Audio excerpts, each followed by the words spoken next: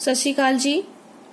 ਮੈਂ ਕੁਲਵੰਤ ਕੌਰ ਅੱਜ ਤੁਹਾਡੇ ਸਾਹਮਣੇ ਕਲਾਸ 7ਵੀਂ ਪਾਠ 7 ਅਕਲ ਵੱਡੀ ਚੀਜ਼ ਹੈ ਲੈ ਕੇ ਆਈ ਹਾਂ, ਜੋ ਕਿ ਇੱਕ ਲੋਕ ਕਥਾ ਹੈ। ਲੋਕ ਕਥਾ ਕੀ ਹੁੰਦੀ ਹੈ? ਲੋਕਾਂ ਦੁਆਰਾ ਕਹੀ ਗਈਆਂ ਕਹਾਣੀਆਂ, ਕਥਾਵਾਂ, ਉਹਨਾਂ ਨੂੰ ਲੋਕ ਕਥਾ ਕਿਹਾ ਜਾਂਦਾ ਹੈ। ਜ਼ਿਆਦਾਤਰ ਲੋਕ ਕਥਾ ਜੋ ਹੈ ਉਹ ਮੌਖਿਕ ਰੂਪ ਵਿੱਚ ਹੀ ਤੁਰਦੀਆਂ ਰਹਿੰਦੀਆਂ ਨੇ, ਚਲਦੀਆਂ ਰਹਿੰਦੀਆਂ ਨੇ। ਬਹੁਤ ਘੱਟ ਹੀ ਲੋਕ ਕਥਾਵਾਂ ਨੇ ਜੋ ਸਾਨੂੰ ਲਿਖਤ ਰੂਪ ਦੇ ਵਿੱਚ ਪ੍ਰਾਪਤ ਹੁੰਦੀਆਂ ਨੇ। ਅੱਜ ਅਸੀਂ ਇੱਕ ਲੋਕ ਕਥਾ ਅਕਲ ਵੱਡੀ ਚੀਜ਼ ਹੈ ਪੜਾਂਗੇ। ਅਸੀਂ ਸ਼ੁਰੂ ਕਰਦੇ ਹਾਂ। ਇੱਕ ਬੰਦਾ ਬੜਾ ਹੀ ਮਿਹਨਤੀ ਅਤੇ ਸਿਆਣਾ ਸੀ। ਜਦੋਂ ਮਰਨ ਲੱਗਾ ਤਾਂ ਉਸਨੇ ਆਪਣੇ 3 ਪੁੱਤਰਾਂ ਨੂੰ ਪਾਸ ਬੁਲਾਇਆ ਤੇ ਉਹਨਾਂ ਨੂੰ ਕਿਹਾ, ਪੁੱਤਰੋ, ਮੇਰੇ ਪਾਸ ਕੋਈ ਧਨ ਨਹੀਂ ਹੈ, ਸੋਨਾ ਨਹੀਂ ਹੈ, ਭੋਏ ਨਹੀਂ ਹੈ, ਪਰ ਮੈਂ ਤੁਹਾਨੂੰ 3 ਗੁਣ ਦੱਸ ਕੇ ਜਾ ਰਿਹਾ ਹਾਂ। ਭੋਏ ਮਤਲਬ ਜ਼ਮੀਨ, ਭੂਮੀ। ਉਹਨਾਂ ਨੂੰ ਚੰਗੀ ਤਰ੍ਹਾਂ ਗ੍ਰਹਿਣ ਕਰ ਲਵੋ। ਪਹਿਲਾ ਇਹ ਕਿ ਸਦਾ ਅੱਖਾਂ ਖੋਲ ਕੇ ਦੇਖ ਕੇ ਧਿਆਨ ਨਾਲ ਚੱਲੋ।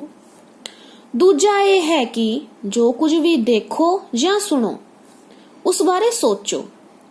ਤੀਜਾ ਇਹ ਕਿ ਹਰੇਕ ਗੱਲ ਜਾਂ ਚੀਜ਼ ਦਾ ਕਾਰਨ ਲੱਭਣ ਦਾ ਯਤਨ ਕਰੋ।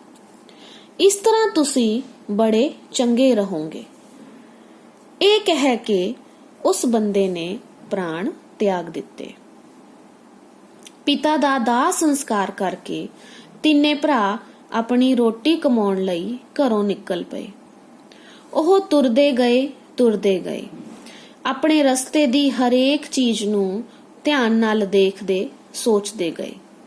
ਜਦ ਬਹੁਤ ਦੂਰ ਨਿਕਲ ਗਏ ਤਾਂ ਉਹਨਾਂ ਨੂੰ ਇੱਕ ਆਦਮੀ ਘੋੜੇ ਉੱਤੇ ਚੜਿਆ ਆਉਂਦਾ ਅੱਗੇ ਮਿਲਿਆ।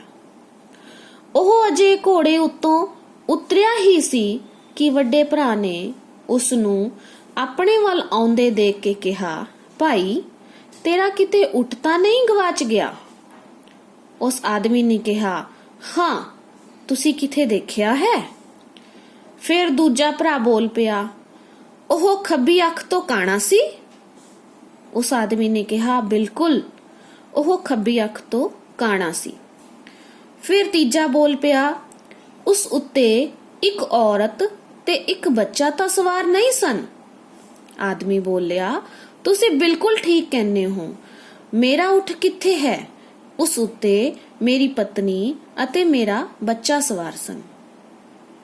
ਤਿੰਨੇ ਭਰਾ ਕਹਿਣ ਲੱਗੇ ਕਿ ਸਾਨੂੰ ਕੋਈ ਪਤਾ ਨਹੀਂ ਕਿ ਤੇਰਾ ਊਠ ਕਿੱਥੇ ਹੈ। ਘੋੜਸਵਾਰੇ ਸੁਣ ਕੇ ਬੜਾ ਗੁੱਸੇ ਵਿੱਚ ਆਇਆ। ਉਹ ਕਹਿਣ ਲੱਗਾ, ਤੁਸੀਂ ਚੋਰ ਹੋ, ਤੁਸੀਂ ਮੇਰਾ ਊਠ ਚੁਰਾਇਆ ਹੈ। ਚੱਲੋ ਮੇਰੇ ਨਾਲ ਸ਼ਹਿਰ ਦੇ ਰਾਜੇ ਪਾਸ, ਉਹ ਫੈਸਲਾ ਕਰੇਗਾ।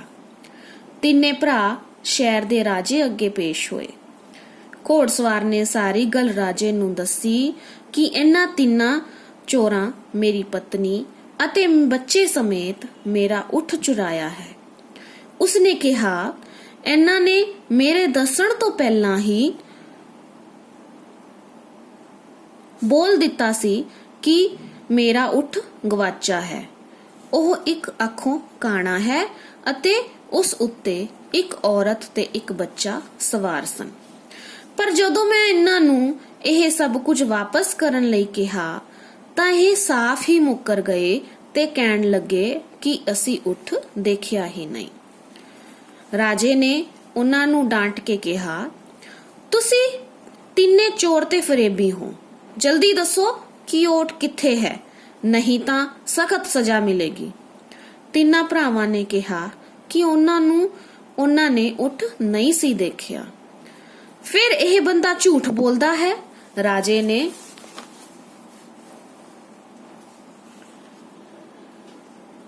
ਕੜਕ ਕੇ ਪੁੱਛਿਆ, ਤੁਹਾਨੂੰ ਪਹਿਲਾਂ ਹੀ ਇਹ ਪਤਾ ਕਿਵੇਂ ਲੱਗ ਗਿਆ ਕਿ ਇਸ ਦਾ ਊਠ ਗੁੰਮ ਹੋਇਆ ਹੈ ਅਤੇ ਖੱਬੀ ਅੱਖੋਂ ਕਾਣਾ ਸੀ ਜਾਂ ਉਸ ਉੱਤੇ ਇੱਕ ਔਰਤ ਤੇ ਬੱਚਾ ਸਵਾਰ ਸਨ? ਰਾਜੇ ਨੂੰ ਗੁੱਸੇ ਵਿੱਚ ਦੇਖ ਕੇ ਵੱਡੇ ਭਰਾ ਨੇ ਬੇਨਤੀ ਕੀਤੀ, ਹਜ਼ੂਰ, ਅਸੀਂ ਤਿੰਨੇ ਭਰਾ ਰੋਟੀ ਕਮਾਉਣ ਲਈ ਘਰੋਂ ਨਿਕਲੇ ਸਾਂ। ਅਸੀਂ ਬੜੇ ਧਿਆਨ ਨਾਲ ਸਭ ਕੁਝ ਦੇਖਦੇ ਜਾ ਰਹੇ ਸਾਂ। ਮੈਂ ਇਹ ਦੇਖਿਆ ਕਿ ਰਸਤੇ ਵਿੱਚ ਊਠ ਦੇ ਪੈਰਾਂ ਦੇ ਨਿਸ਼ਾਨ ਲੱਗੇ ਹੋਏ ਸਨ, ਜਿਸ ਤੋਂ ਮੈਨੂੰ ਇਹ ਪਤਾ ਲੱਗਾ ਕਿ ਕੋਈ ਊਠ ਉਸ ਰਸਤੇ ਲੰਘ ਚੁੱਕਾ ਹੈ। ਦੂਜਾ ਭਰਾ ਬੋਲਿਆ, ਮੈਂ ਬੜੇ ਧਿਆਨ ਨਾਲ ਸਭ ਕੁਝ ਦੇਖਦਾ ਜਾ ਰਿਹਾ ਸਾਂ। ਰਸਤੇ ਤੇ ਸੱਜੇ ਪਾਸੇ ਦੇ ਰੁੱਖਾਂ ਦੀਆਂ ਟਹਿਣੀਆਂ ਚਰੀਆਂ ਹੋਈਆਂ ਸਨ, ਜਦੋਂ ਕਿ ਖੱਬੇ ਪਾਸੇ ਦੀਆਂ ਟਹਿਣੀਆਂ ਬਿਲਕੁਲ ਹੀ ਠੀਕ ਸਨ, ਜਿਸ ਤੋਂ ਮੈਂ ਅੰਦਾਜ਼ਾ ਲਗਾਇਆ ਕਿ ਉਹ ਖੱਬੀ ਅੱਖ ਤੋਂ ਕਾਣਾ ਹੋਵੇਗਾ। ਅੱਛਾ, ਰਾਜੇ ਨੇ ਪ੍ਰਸੰਨ ਹੋ ਕੇ ਕਿਹਾ, ਪਰ ਤੁਹਾਨੂੰ ਇਹ ਪਤਾ ਕਿਵੇਂ ਲੱਗਾ ਕਿ ਉਸ ਉੱਤੇ ਇੱਕ ਔਰਤ ਅਤੇ ਇੱਕ ਬੱਚਾ ਸਵਾਰ ਸਨ? ਇਹ ਸੁਣ ਕੇ ਤੀਸਰਾ ਭਰਾ ਕਹਿਣ ਲੱਗਾ, ਰਸਤੇ ਵਿੱਚ ਇੱਕ ਥਾਂ ਮੈਂ ਦੇਖਿਆ ਕਿ ਰੇਤ ਉੱਤੇ ਊਠ ਦੇ ਬੈਠਣ ਦੇ ਨਿਸ਼ਾਨ ਲੱਗੇ ਹੋਏ ਸਨ ਅਤੇ ਪਾਸ ਹੀ ਕਿਸੇ ਔਰਤ ਦੀ ਜੁੱਤੀ ਦੇ ਨਿਸ਼ਾਨ ਵੀ ਸਨ। ਉਸ ਦੇ ਪਾਸ ਹੀ ਬੱਚੇ ਦੇ ਪੈਰਾਂ ਦੇ ਨਿਸ਼ਾਨ ਵੀ ਸਨ। ਇਸ ਤੋਂ ਅਨੁਮਾਨ ਲਗਾਇਆ ਕਿ ਉਸ ਔਰਤ ਨੇ ਬੱਚਾ ਵੀ ਚੁੱਕਿਆ ਹੋਵੇਗਾ ਅਤੇ ਇੱਥੇ ਕਿਸੇ ਕੰਮ ਲਈ ਊਠ ਤੋਂ ਉਤਰੇ ਹੋਣਗੇ। ਬਹੁਤ ਵਧੀਆ, ਰਾਜਾ ਬੋਲਿਆ, ਪਰ ਤੁਸਾਂ ਊਠ ਨਹੀਂ ਦੇਖਿਆ? ਅਸੀਂ ਊਠ ਬਿਲਕੁਲ ਨਹੀਂ ਦੇਖਿਆ। ਤਿੰਨੇ ਭਰਾ ਇਕੱਠੇ ਹੀ ਬੋਲ ਪਏ। ਰਾਜਾ ਉਹਨਾਂ ਦੀ ਸੂਝ-ਬੂਝ ਉੱਤੇ ਬੜਾ ਹੀ ਖੁਸ਼ ਹੋਇਆ ਅਤੇ ਉਹਨਾਂ ਤਿੰਨਾਂ ਨੂੰ ਆਪਣੇ ਦਰਬਾਰ ਵਿੱਚ ਨੌਕਰ ਰੱਖ ਲਿਆ। ਤਾਂ ਇਹ ਸੀ ਕਹਾਣੀ, ਜਿਸ ਦਾ ਵਿਸ਼ਾ ਸੀ ਅਕਲ ਵੱਡੀ ਚੀਜ਼ ਹੈ। ਇਸ ਕਹਾਣੀ ਤੋਂ ਸਾਨੂੰ ਸਿੱਖਿਆ ਵੀ ਇਹੀ ਮਿਲਦੀ ਹੈ ਕਿ ਜੇਕਰ ਅਸੀਂ ਧਿਆਨ ਨਾਲ ਚੀਜ਼ਾਂ ਨੂੰ ਵੇਖਾਂਗੇ, ਉਹਨਾਂ ਬਾਰੇ ਸੋਚਾਂਗੇ ਅਤੇ ਉਹਨਾਂ ਦਾ ਕਾਰਨ ਲੱਭਣ ਦਾ ਯਤਨ ਕਰਾਂਗੇ, ਤਾਂ ਅਸੀਂ ਕਿਸੇ ਵੀ ਸਮੱਸਿਆ ਦਾ ਸਮਾਧਾਨ ਕੱਢ ਸਕਦੇ ਹਾਂ। ਅੱਗੇ ਅਸੀਂ ਇਸ ਦਾ ਅਭਿਆਸ ਕਰਦੇ ਹਾਂ। ਸਭ ਤੋਂ ਪਹਿਲਾਂ ਆਏਗਾ ਔਖੇ ਸ਼ਬਦਾਂ ਦੇ ਅਰਥ। ਘੋੜਸਵਾਰ, ਘੋੜੇ ਦੀ ਸਵਾਰੀ ਕਰਨ ਵਾਲਾ। ਸੰਸਕਾਰ, ਚੰਗੇ ਗੁਣ। ਫਰੇਬੀ, ਧੋਖੇਬਾਜ਼। ਹਜ਼ੂਰ, ਬਾਦਸ਼ਾਹ ਲਈ ਸਨਮਾਨਜਨਕ ਸੰਬੋਧਨ। ਅੰਦਾਜ਼ਾ, ਅਨੁਮਾਨ। ਗ੍ਰਹਿਣ ਕਰਨਾ, ਅਪਣਾਉਣਾ। ਸੂਝ ਬੂਝ, ਸਿਆਣਪ। ਅੱਗੇ ਇਸ ਦੇ ਪ੍ਰਸ਼ਨਾਂ ਦੇ ਉੱਤਰ ਕਰਦੇ ਹਾਂ। ਪਹਿਲਾ ਪ੍ਰਸ਼ਨ ਹੈ, ਮਰਨ ਸਮੇਂ ਪਿਤਾ ਨੇ ਪੁੱਤਰਾਂ ਨੂੰ ਕੀ ਸਿੱਖਿਆ ਦਿੱਤੀ? ਮਰਨ ਸਮੇਂ ਪਿਤਾ ਨੇ ਪੁੱਤਰਾਂ ਨੂੰ ਇਹ ਸਿੱਖਿਆ ਦਿੱਤੀ ਕਿ ਜੋ ਕੁਝ ਵੀ ਦੇਖੋ ਜਾਂ ਸੁਣੋ, ਪਹਿਲੀ ਸਿੱਖਿਆ ਕੀ ਸੀ ਕਿ ਹਮੇਸ਼ਾ ਅੱਖਾਂ ਖੋਲ ਕੇ ਦੇਖ ਕੇ ਧਿਆਨ ਨਾਲ ਚੱਲੋ।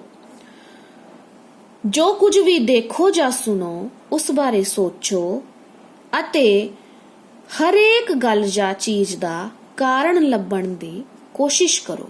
ਇਹ ਸੀ ਪਿਤਾ ਦੀ ਸਿੱਖਿਆ ਜੋ ਕਿ ਉਸਨੇ ਮਰਨ ਸਮੇਂ ਪੁੱਤਰਾਂ ਨੂੰ ਦਿੱਤੀ ਸੀ।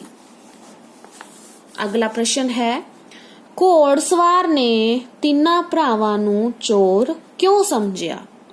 ਉੱਤਰ ਹੈ ਇਸ ਦਾ, ਘੋੜਸਵਾਰ ਨੇ ਤਿੰਨਾਂ ਭਰਾਵਾਂ ਨੂੰ ਚੋਰ ਸਮਝਿਆ ਕਿਉਂਕਿ ਤਿੰਨਾਂ ਭਰਾਵਾਂ ਨੇ ਉਸ ਘੋੜਸਵਾਰ ਦੇ ਪੁੱਛਣ ਤੋਂ ਪਹਿਲਾਂ ਹੀ ਉਸ ਦੇ ਗਵਾਚੇ ਹੋਏ ਊਠ ਅਤੇ ਉਸ ਦੀ ਪਤਨੀ ਅਤੇ ਬੱਚੇ ਬਾਰੇ ਦੱਸ ਦਿੱਤਾ ਸੀ। ਤੀਜਾ ਪ੍ਰਸ਼ਨ ਹੈ, ਸਾਰੇ ਭਰਾਵਾਂ ਨੇ ਆਪਣੀ ਰੱਖਿਆ ਲਈ ਰਾਜੇ ਅੱਗੇ ਕੀ ਸਫਾਈ ਪੇਸ਼ ਕੀਤੀ?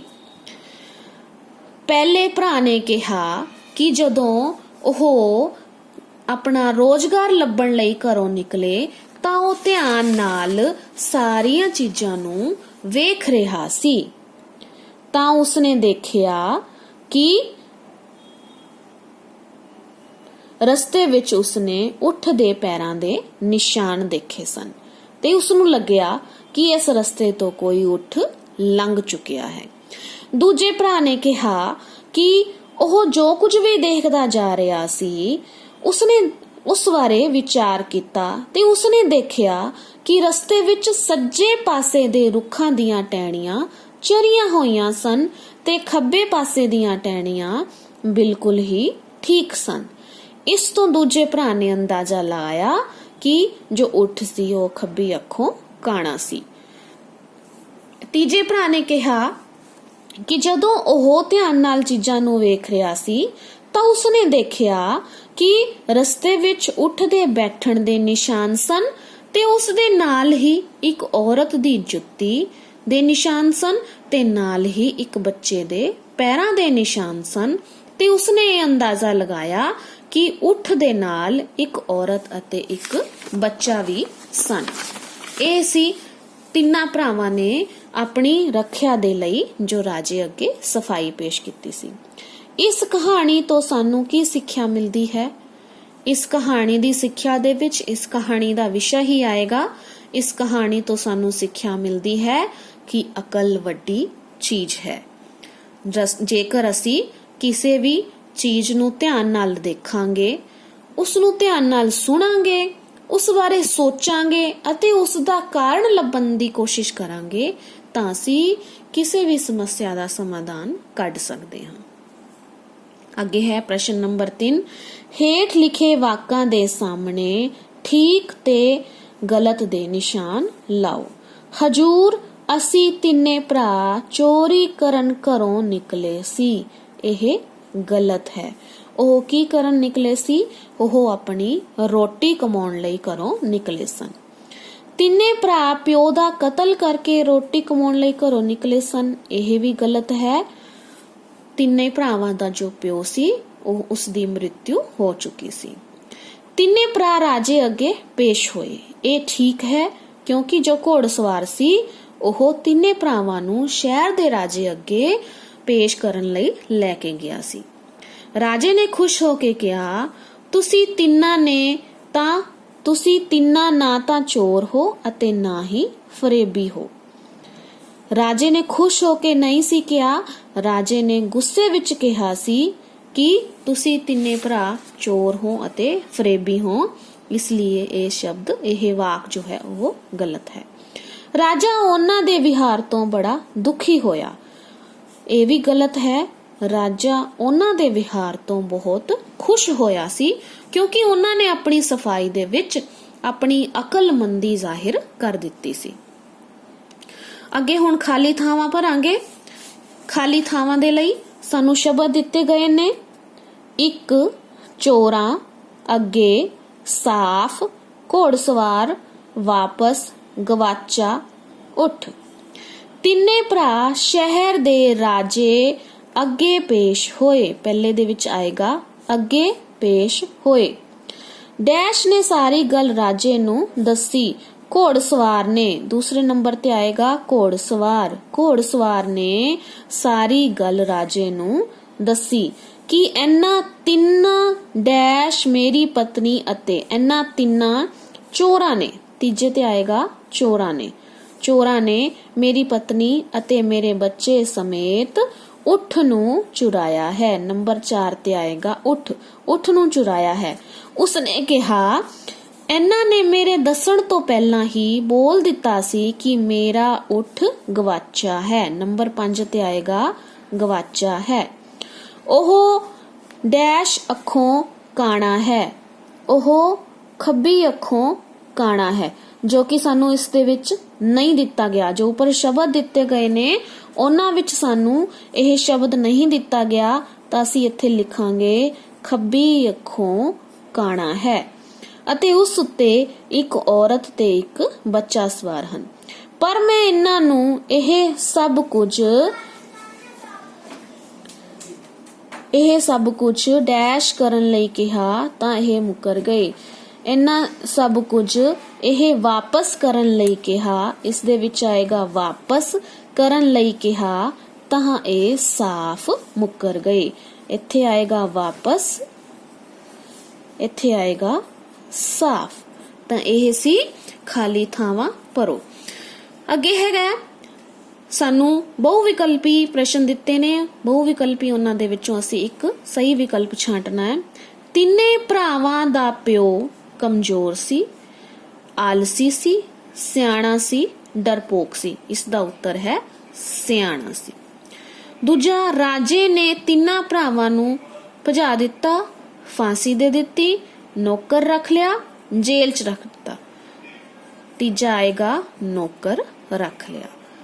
ਤਾਂ ਇਹ ਸੀ ਸਾਡਾ ਪਾਠ, ਸਾਡੀ ਲੋਕ ਕਥਾ ਅਕਲ ਵੱਡੀ ਚੀਜ਼ ਹੈ। ਉਮੀਦ ਹੈ ਤੁਹਾਨੂੰ ਇਹ ਸਮਝ ਆ ਗਿਆ ਹੋਣਾ। ਮੇਰੇ ਚੈਨਲ ਨੂੰ ਸਬਸਕ੍ਰਾਈਬ ਕਰਨਾ ਨਾ ਭੁੱਲਿਓ। ਧੰਨਵਾਦ।